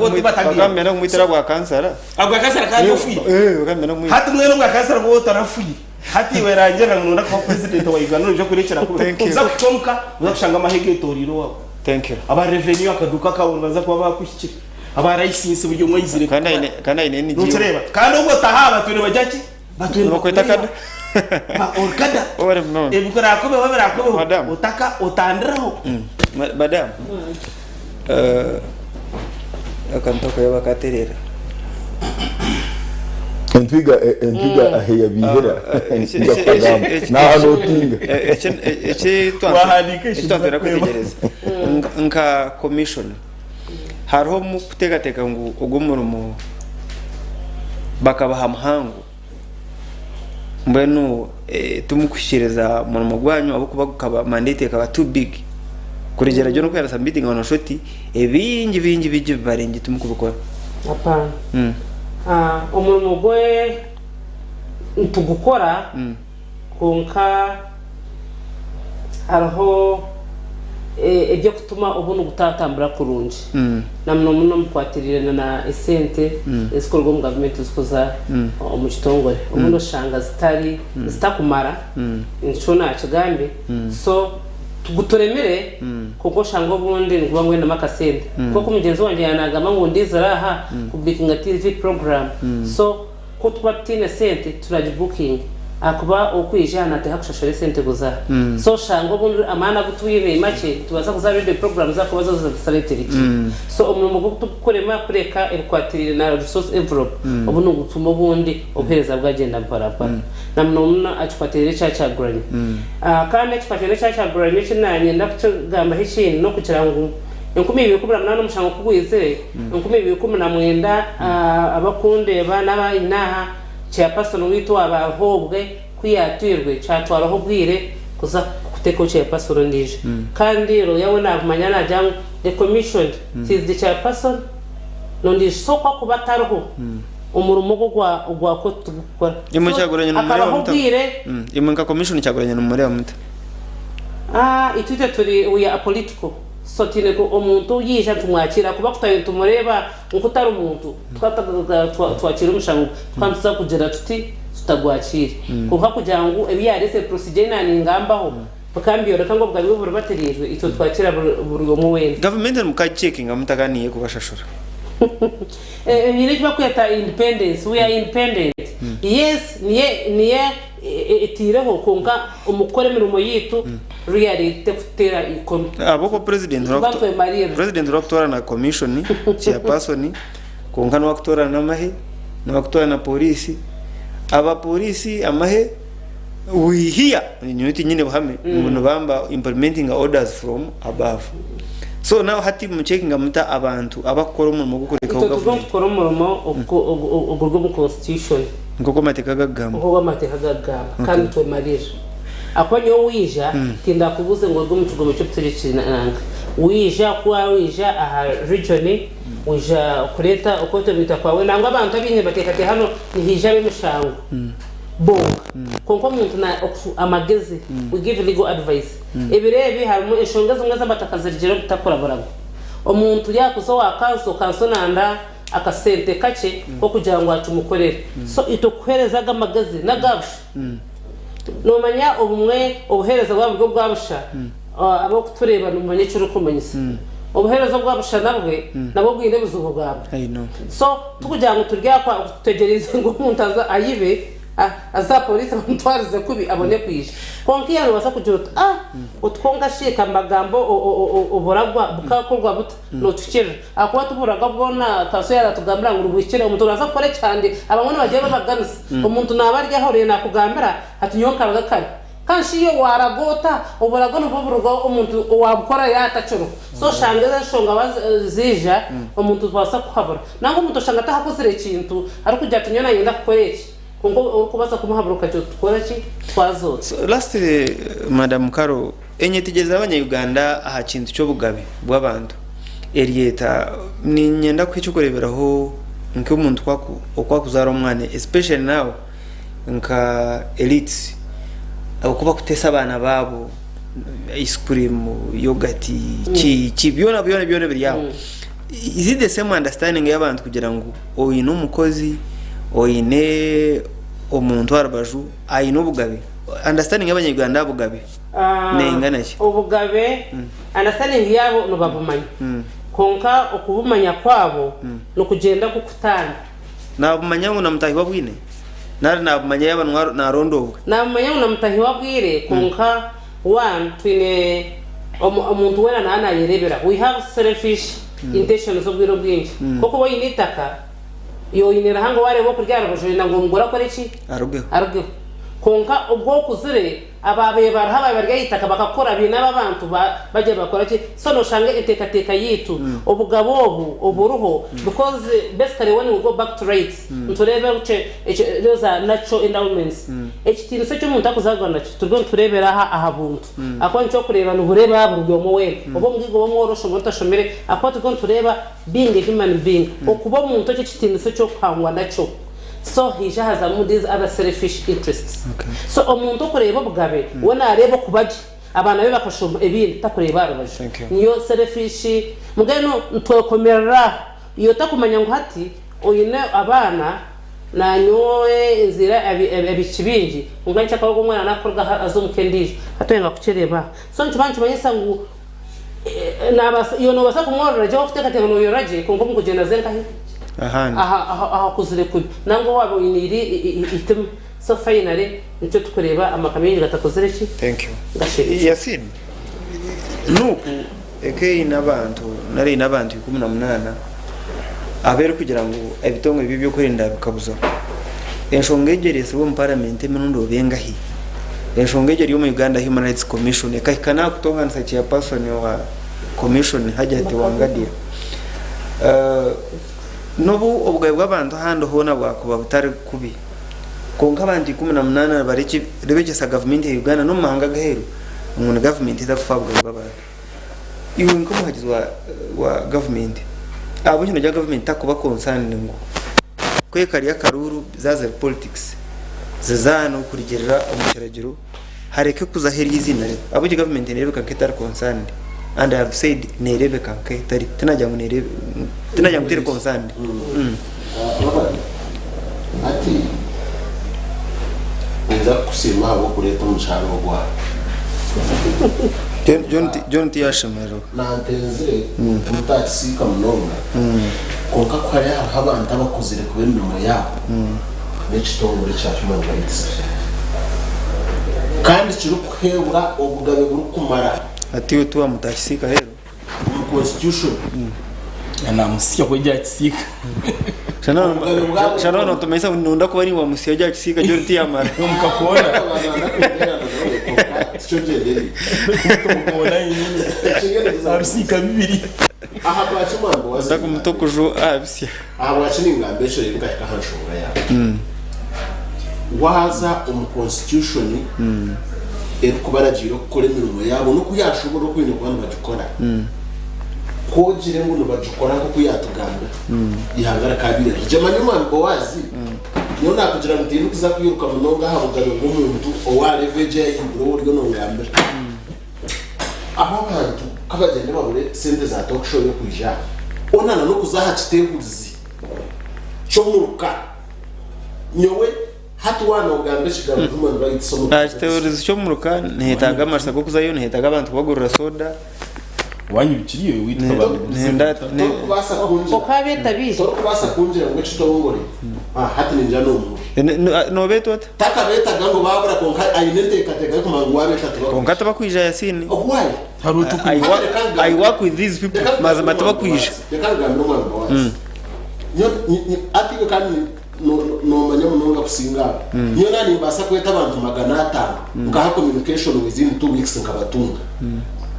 kandi utakuja kubana 10 or 7 days tinyina rawes tinyina soda tinyina mutwara ngo kuba tinyina transport toka bashanga hoga nkabeta bakija abantu 500 toka bashanga kandi wagarika wabeta ntije abanga nonjero utangu ekitongore cya government ataha nabeta nonjero utangu ekitongore cya government ekiri kushashirwe sente ikintu mishare kwinganira urukungira mu kintu tekateka kumanya ngo wayita abantu umubashomesa twakwije atumando wazi turi namani nyinji kugateka aha kushomesa abantu oyihireho kuba kwatira imishanga nyenda mutwikiriza n'abari mu nshingo nubwo kuba police twatire hari community policing umbwira bwa Kasinji je no kuyora koko ushanga n'ubamo kwara abantu umuntu tsizere ko rubatira urwego umuntu n'umuntu tarukumanya kwejo nusa okumanya ko kurubatira urwego umuntu atarukumanya iyo nona kunjira ngo umwami wagaba abuyana tugambara bo kuteka basebe umushome kumara 2 weeks takuchimanya ngo kirazo tukuchiciriza nakimanya but why echanu bromwana inenyana kashiyo government nezaraba bromwana bara bayinenyana baba government ndwaye echo katuchiriki aha abantu uku tindi omwaka okuchondoza eshongejo ubwashonga nyine ishoye ikishani cya human rights konkane ekishwereka omubutari buringaniza aha bwokuba twasiye emirundi mingi bakushaba orukarira ngo abantu ababuzibwe turukabaga presented na nomwambarga hari ubwayijana minister for the first time it is on record kwato muzindaro gwo kubanza mu parliament akabanza kushaba abantu abo n'ishata kabatungaga so echo tinyino kunkubasa kuzaha side ya nupu nkagira ngo nupu aba bantu bakabuzubwaho nkaleta evidence umuntu bakubuzubwaho no ropo mushango no hababa kwa kujecha kono genda police no reporting omushango twazaha police cases ezo zo reported ombwire bwazova kuzigandira abantu kanashuta amwe bakabashagana na habeas corpus icyo tuma mu gwa government kwamye ngo abantu abo hati ndwanda bamenye government ino rubimbo rwe rukora manya government neritongole bigisire hamwe buri kitongole kintu mu mugwa cyo gucira gukora enshongeza ibazi kizo mu bitongole ebyo bagire baronda yo bwenkanya bwabura bine evidence y'abantu baronda bwenkanya so government bajibeherera tinkuza kugira ngo bajibeherera kunkaniza kugendera evidence kwera yabetaro njwanchi chimanisa ngwecho nicho so government nerebeketa government okurebeka kwayo manya mwambo wazi manya government ni nyeniyo hitwa barya n'abarya he to government nanye government ni umwe ko government waza mwene kuba umuntu akugira ati government tuyambe none manisa ngo baza kuyambe twera to government kuko mwambo wazi tajiri mu yeri yona echo kubanza ni nchiruzana nabo kugira ngo domwaha bitongore bya government ni batirwa mu rwego rw'abantu echo ni nchiruzana naco echa kabiri and habare cyakorwaho echa kabiri echo na kino kikiriza echo kugira ngo government rero batirwa abantu habare cyakorwa ni nchikiro zabo kuba ari umushangwe erukubera registered erukumanywa umuntu bamutire hatire na evidence ngoruka ngo umuntu police zireta emutire konka kabura kuyamba kugira ngo government nekora ebirunji byonka kwihacho kubanza mpaka bigana ine biyere kora ine biyere konka my advice tahaba abantu bito babo ubugabo bwo kureba umuntu nabasakuru batiro bwayo bwa namazu konka ni uwe kano basakuretero bwayo bwa batiro nyoto kubasa kunjira ngo umuntu arya habyute nakumo businge akwise mbundu horiyo no murumba nibare nitafari no mwejema no mureba hachikwate mboko yakusubura ukiruka ukaza polisi ukamuhababa thank you hati nono ndagwa akore nono ndagwa akore sini y'umucombi y'umwana mwoga banagamba government inahi n'umucombi konkana n'abantu bita bari kutureba na bimco yabo tumirungi aha security agencies John noha oine maxi twantu gamba human rights omu Uganda president Museveni finito buzi kana niki so ati nwaba bahana hino bagira ngo hino bagira ngo tukatula hano like a month or two ago ngo akaja mbara University of Science and Technology yasanga n'abacumbisengo nkomuke nkakaka mu cyaro na bacumbisengo kandi abantu University of Science and Technology na bamwe bakurubatira ubugabe bw'abantu n'aba Human Rights Commission bonga abasimiri ko bulinda 2 months ago okarora driver wa judiciary wena abana bo tubakoma human rights rero akatumero protest kandi urigira arga watumire protest nundi driver wa judge o yagizera ati nyowe tinkusasura musara gwanje na no amezi gati tinkusasura musara gwanje tinkutunga allowance yanje what did they do bakamususpending ebya Uganda niko ibiri Makerere University barekcyara basomesa abana baitu okwe mediation ni abantu bagamba mba basomesa conflict resolution ubu conflict resolution zabo nkwe karakasa mu wasetaho mkwe karakasa ngabo abana babasomesaki so atan nabuzo submission yanje kubanza na Makerere bakabasha ba head count y'abana bona bayanga kugikora kandi kuba gikora ubukoso automatically no amanya sente nizingana hano nabuza submission yanjye ukubanza emisara emisango yesemiri kujyo human rights commission ne nani ntuburize uko nyine njemani nani ntuburiza to the benefit of the viewer and the listener up to now entwiga ubwo yajya nanda kunsomesa I am still waiting for the education up to now entwiga nagira taba atekize muri John nobody umuriza ari turirize abana bari mu vacation omuntu waraje kutwara kwe mu rugunya kwe kuri legitimate atashire akaba bounce nkenku mina na bisatu ebizire konkenku bisatu byonka no babebene cases esemiri kubanduringo kitongore owakuma ensonga neha habo kuba umuntu najya kutana no mukazu azireto muhima discussion mwadira ngo gitiye amataka najya kujyo eji mwadira ngo gitiye owasemiri kujyo no nachubuza up to now nobody is going to answer it kandi talo kujya tugaraka kandi mwadira ngo ne Pasika wajya ngwiro neyo twakibuza no kwateye no kurobatirwa ko bwabe which gabano go kwita mu nywano wanje no warabatiro bwabe which one okay kandi tugaraka esonga eskwateye no kurobatirwa ko bwabe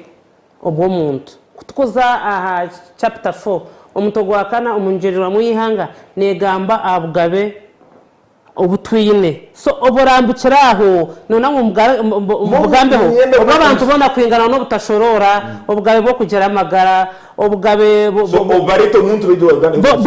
bon ngeni kusoborora obugabe bwarantu burinda inawe omuntu yafa obukwateye no kubatirwa ko muntu so obugabe bwo no oburge mu constitution under chapter 4 hajere shonga eyaburateraho nabasobotija kureta ho mushango konka ija kwenda magezi akuba twine lawyers who can give legal advice ningira ngo umuriza wahora no nakata imwa no yo kumpata imutai munye Sky TV kandi kine kingwa Sky TV next time ngule show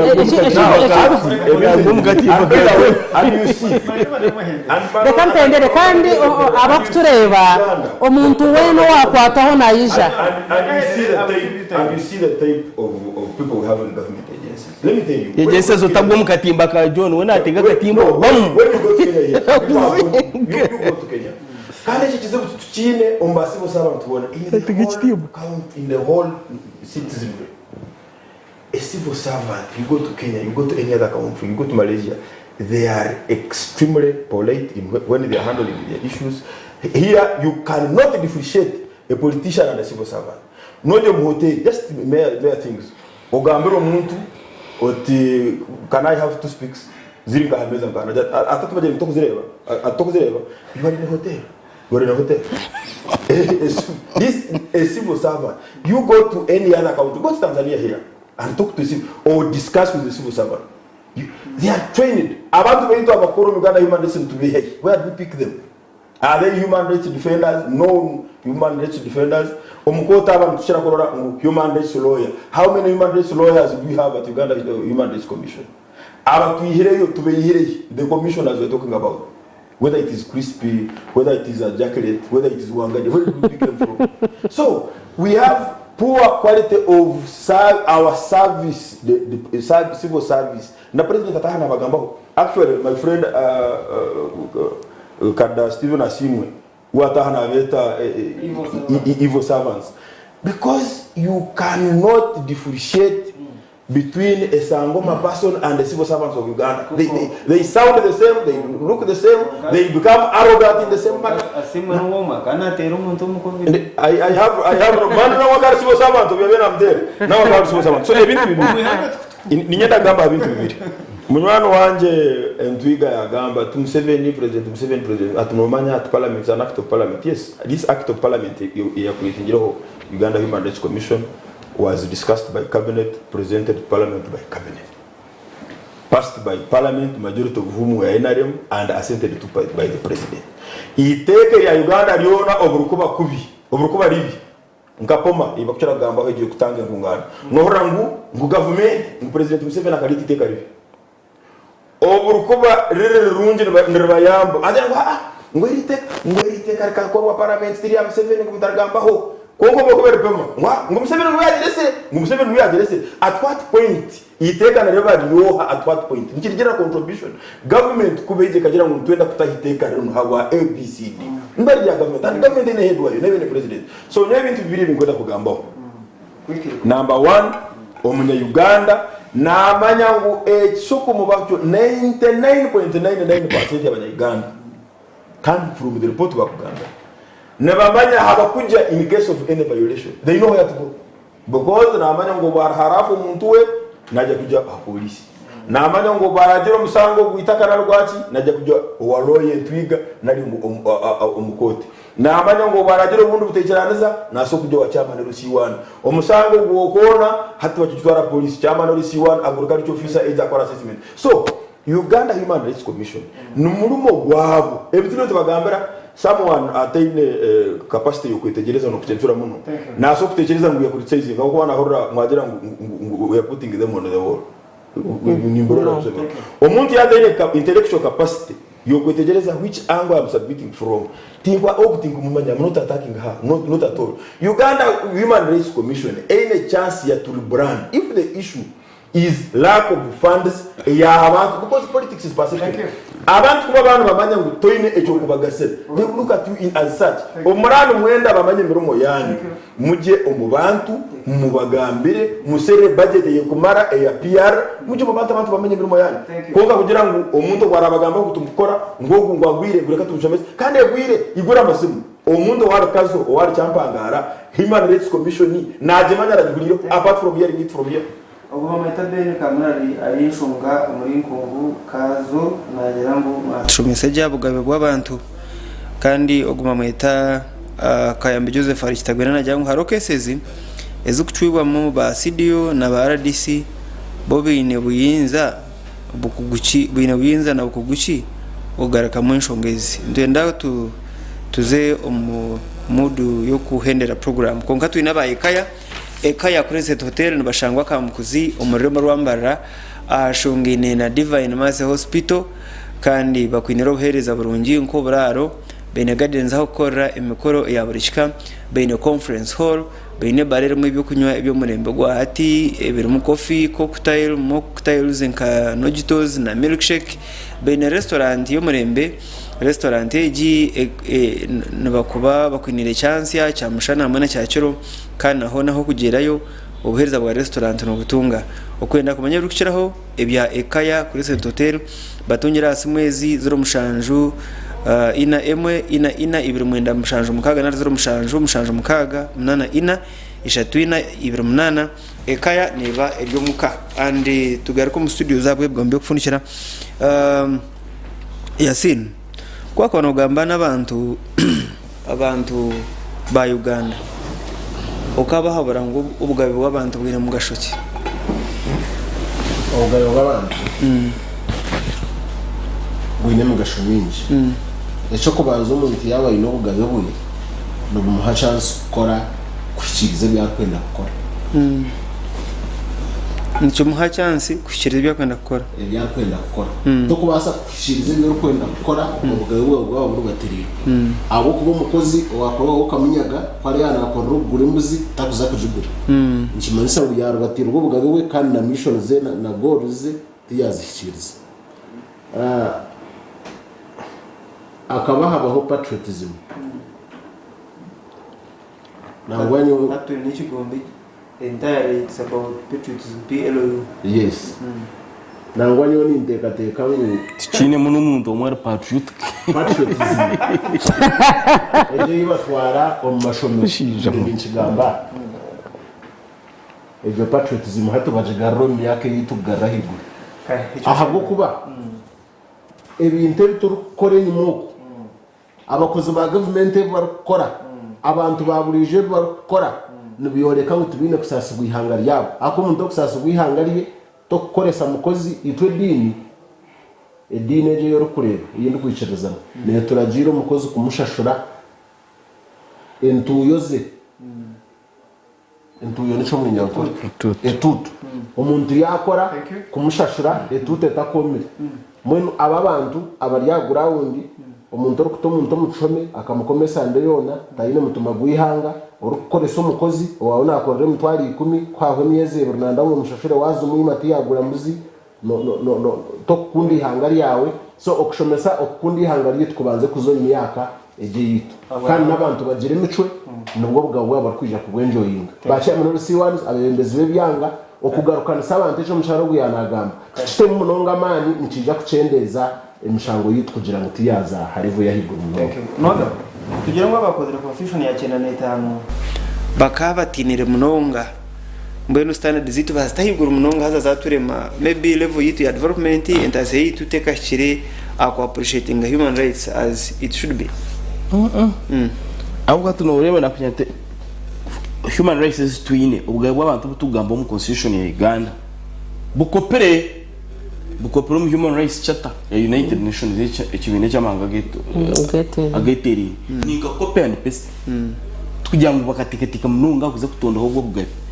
twine human rights charter twine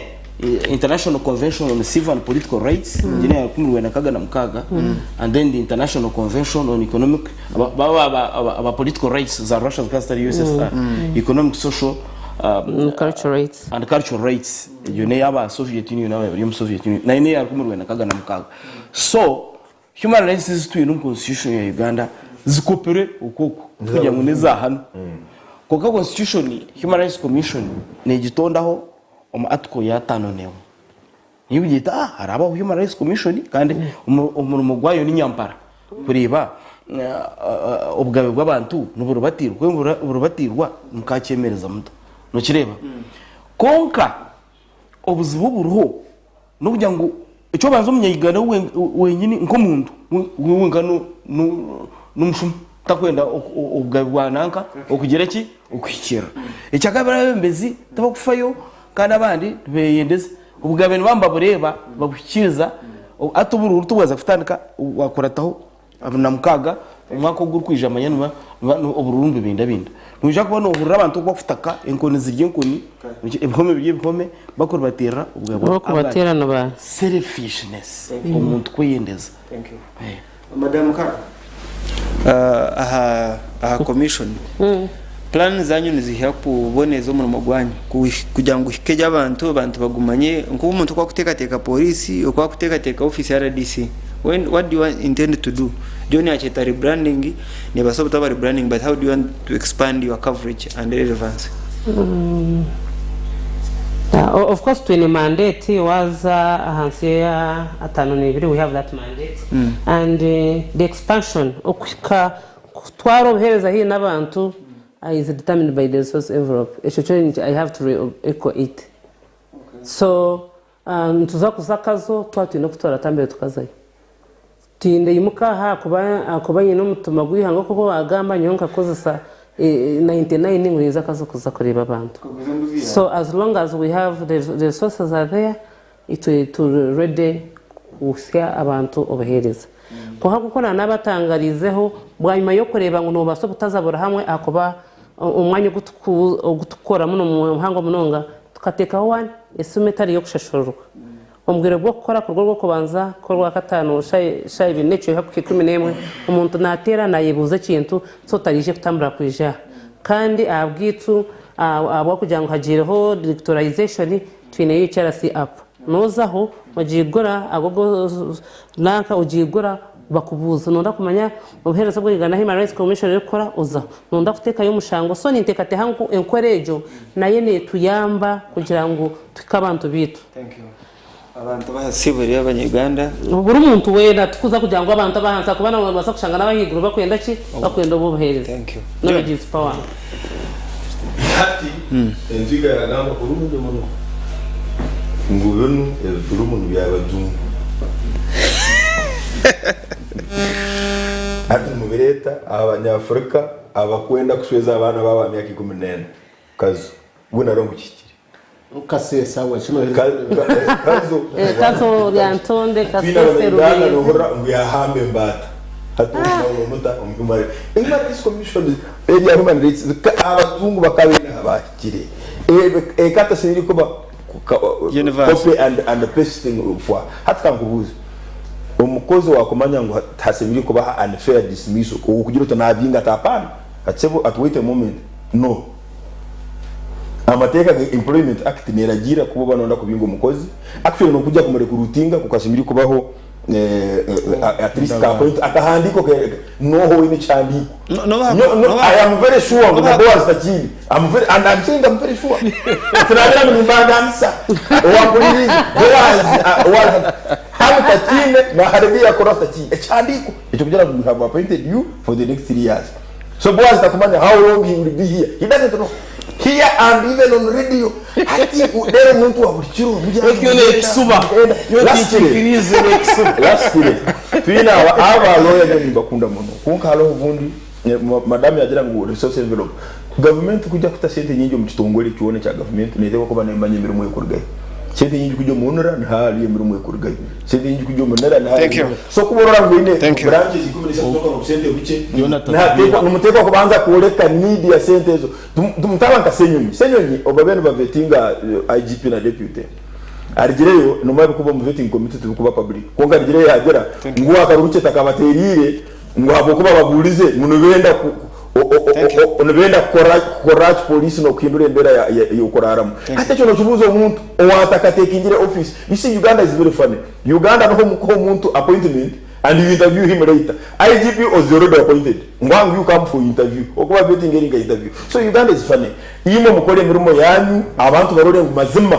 abantu bakora mutweke hembe konka nibaburo akasente ne mukora yitu abali hanu abali ngo John wabarakweze kubimanye be hatu umuntu wabuliciro warabanya sente kumwendeza ukora ki wabare mnonga tunawe John wabare kututayira wabare tunawe John eventually twamanya government no John we government ngo turi aha wabare tunawe John wabare mwami government said za kasharo kari msha mweta government alisheka kashari ate no kasharnosha alo kashari umshiji mweta Uganda aha wabare mwami tunawe John okutayira wabare kanso Moses Nwagaba okutayira we are glad you made it wabare mwami Kakuru Yasini member wa paka kazo